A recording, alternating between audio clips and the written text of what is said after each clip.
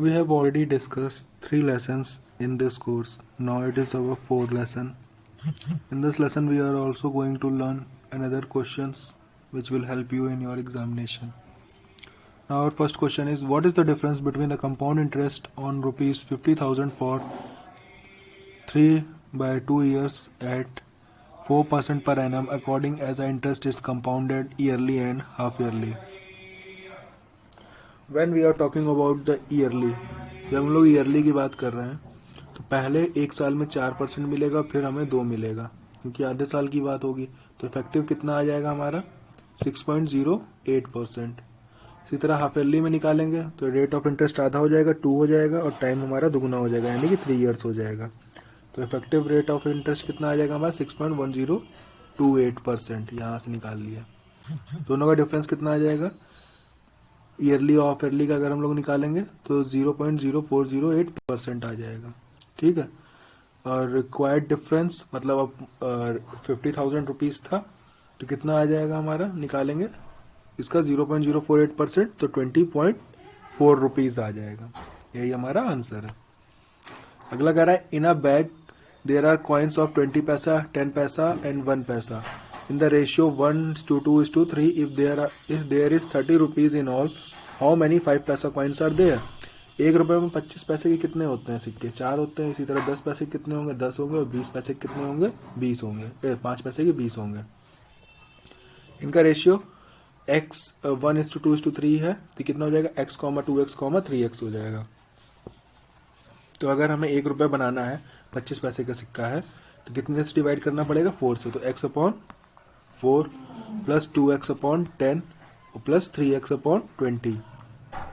ये पहला वाला है 25 पैसे के लिए, दूसरा वाला है तुम्हारा 10 पैसे के लिए, और तीसरा वाला 5 पैसे के लिए। टोटल कितना है, 30 रुपीज़ दे रखा है हमारा। इसको सॉल्व किया हमने। ठीक है। तो 12x इज इक्वल टू कितना आ गया, 600। x इज इक्वल टू हमारा कितना, 50 आ गया। ठीक। अब हमें 5 पैसे के लिए निकालना था ना। 5 पैसे के कितने कॉइन है, 3x थे, x की वैल्यू 50 है, तो 3 इंटू 50, 150 आंसर आ गया। अगला क्वेश्चन कह रहा है, walking 5 kilometre per hour, Shiv reaches his school from his house 15 minutes early and walking 3 kilometre per hour he is late by 9 minute. Then what is the distance between the school and his house. ये मान लीजिए उसका घर था और ये इसका school था। ठीक है। जब वो 5 किलोमीटर प्रति घंटे की स्पीड से चल रहा है तब वो 15 मिनट पहले पहुंच जा रहा है। कितना, 15 मिनट पहले। ठीक। और जब 3 किलोमीटर पर आवर की स्पीड से चल रहा है तब वो 9 मिनट बाद से पहुंच रहा है। ठीक। ये 9 मिनट्स बाद से। तो टोटल डिफरेंस कितना हो रहा है इसमें, 24 मिनट्स का आ जा रहा है हमारे पास। ठीक है। 24 मिनट्स का, इसको आवर्स में चेंज करने के लिए 60 से डिवाइड कर दिया हमने। अब फॉर्मूला हमारा क्या होता है, distance is equal to s1 into s2 into time upon s1 minus s2। 5 into 3 into 24 upon 60 upon 2। Difference कितना होगा, 5 माइनस 3 2 आ जाएगा। इसको सॉल्व किया, 3 किलोमीटर आ गया। ठीक। अगला क्वेश्चन देखिए, कह रहा है 2 candles of same heights are lighted at the same time. 2 candle हैं एक ही लंबाई की, उसको एक ही समय पे जलाया जाता है। The first is consumed in 4 hour and second in 3 hour. जो पहली है वो 4 घंटे में जल के खत्म हो जाती है और दूसरी जो है 3 घंटे में। अब क्या करना है हमको, एज्यूम करना है। Assume that each candle Burns at a constant rate. अगर दोनों कैंडल एक ही गति से जल रही होंगी, in how many hours after being lightened was the first candle twice the height of the second. कितनी देर में पहली वाली कैंडल दूसरे वाले के दुगनी होगी, ये हमें। ठीक है। चलिए अब देखते हैं। तो हमने इसकी लेंथ l मान ली। ठीक है। l को l मान लिया।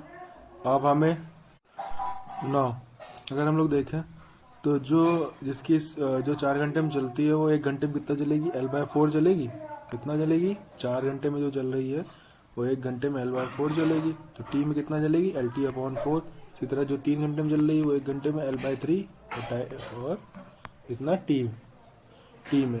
तो डिफरेंस कितना होगा, कितनी हाइट बचेगी हमारी, टी टाइम के बाद इतनी बचेगी L minus L T upon 4 और इस दूसरे वाले की L minus L T upon 3।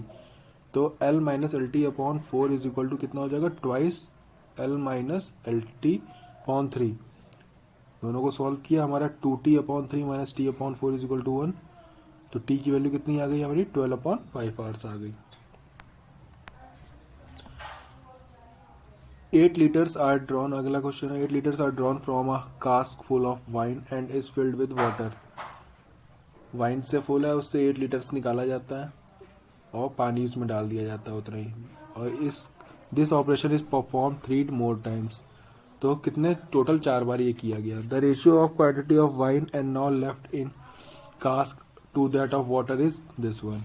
how much wine did cask hold originally। 4 बार हुआ है, तो ये अगर हम लोग देखें 16 अपॉन 81, ये 2 अपॉन 3 का 4 टाइम्स है, 4 बार रिपीट हुआ है हमारा। तो ओरिजिनली हमारा कितना रहा होगा, क्वांटिटी 3 रही होगी और लेफ्ट कितनी है, अब 2 है।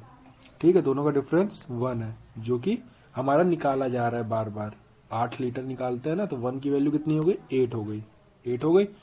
और हमारा ओरिजिनल क्वांटिटी थी 3 यूनिट्स। 3 इंटू 8 कर देंगे तो कितना आ जाएगा, 24 लीटर्स। ये हमारा ओरिजिनल क्वांटिटी आ गई किसकी, वाइन की, जितनी कास्क में थी। That is now, thank you। I hope this whole lesson will benefit you in your examination। Bye। Keep sharing, keep learning, keep following।